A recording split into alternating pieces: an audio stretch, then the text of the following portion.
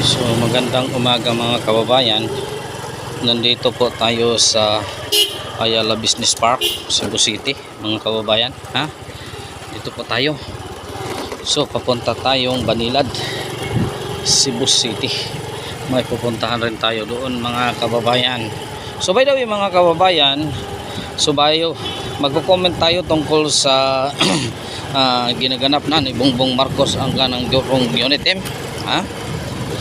Kanyang iniipon-ipon na, pinakilala na sa taong bayan.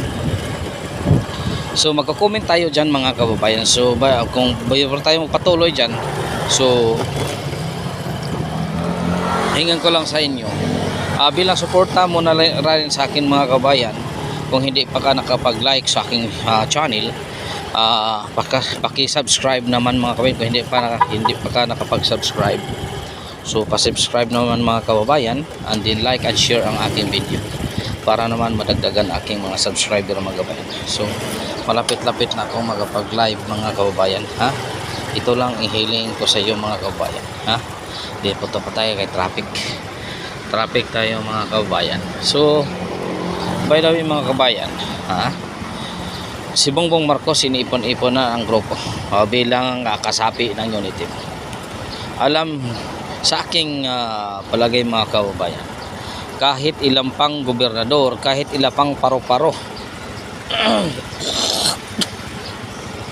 ang sumama sa kanyang grupo, ay talagang hindi namin iboboto mga kababayan. Yun ang totoo mga kababayan. Kung sino yung line up na i-introduce ni PRRD ngayon election 2025, yun ang aming iboboto mga kababayan. Straight vote kami mga kababayan. Walang sino man ibibigay namin kung sino. Kung ikaw dapat walisin ka na. Wala kang hindi ka pwede dyan sa Senado kasi bias ka.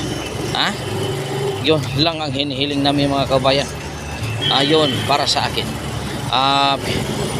Pinakilala niya ang grupo niya. Lahat ng mga gobernador nandyan na. Lahat ng mga paro-paro nandyan na. So paano yan? So bakit? Yun lang ang makakuha niyong boto, ang mga boto ng paro-paro. How about the taong bayan? How about the taong bayan? Kaya ba kayong iboto? Dapat taong bayan ang unahin nyo, hindi yung mga paro-paro. Iilan lang yan mga kababayan ang mga paro-paro niyan. Bakit? Representative sila ng paro-paro sa kanyang distrito. Bakit? Makukuha ba lahat ng boto niya namin? Hindi naman, di ba? Kahit lahat ng paro-paro sumapi sa inyo, pero ang taong bayan ang magdesisyon kung dapat ba siya sa kanyang posisyon, kung hindi ba siya bias, kung hindi ba siya walang personal interest sa kanyang pagtakbo. Kung mayroong personal interest, dapat walisin na siya sa kanyang posisyon. Walisin na siya. Dapat maglinis tayo mga kababayan. Sa ngayon pa lang mga kababayan, ang daan na para natin iboboto sa 2028, dapat ngayon pa lang lilinisin na natin mga kababayan. Lilinisin na natin. Huwag na tayong patumpik-tumpik pa. Kasi sa ngayon pa lang, ang lahat ng paro-paro lilinisin natin yan. Wala silang karapat, hindi siya karapat dapat sa posisyon na yan.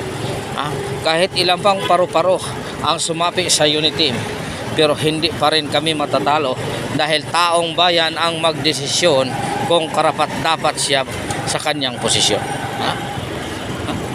Kung sino man i-introduce ni Tatay Digong sa kanyang grupo, yun ang iboboto namin mga kababayan.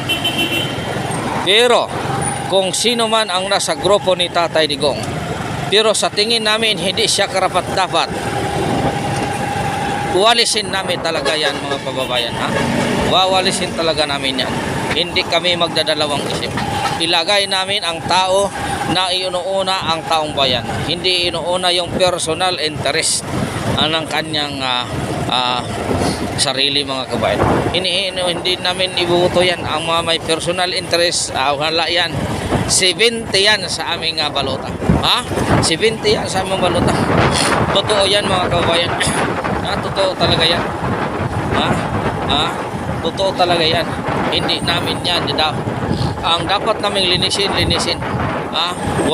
Hindi kami maglagay sa Senado ng mga paro-paro. Hindi kami dapat maglagay sa Senado ng mga paro-paro. Yung ilalagay namin ay talagang susuko. Talagang matapang at ipaglaban ang karapatan ng taong bayan. Hindi yung pang sariling interest lang para hindi mabuhay yung kasong patay.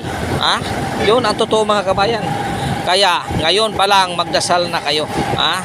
Malapit na ang tingwalis ng paro-paro.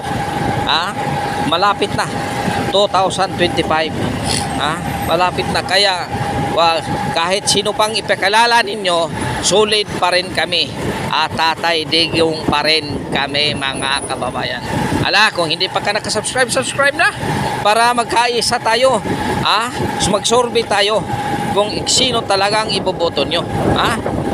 Kung kayo gusto ninyo ng pagbabago, gusto ninyo na may matapang na magsalita dyan sa Senado, kailangan utak ang gamitin. Utak ang gamitin, hindi yung paru-paro ang gamitin. Utak mga kababayan.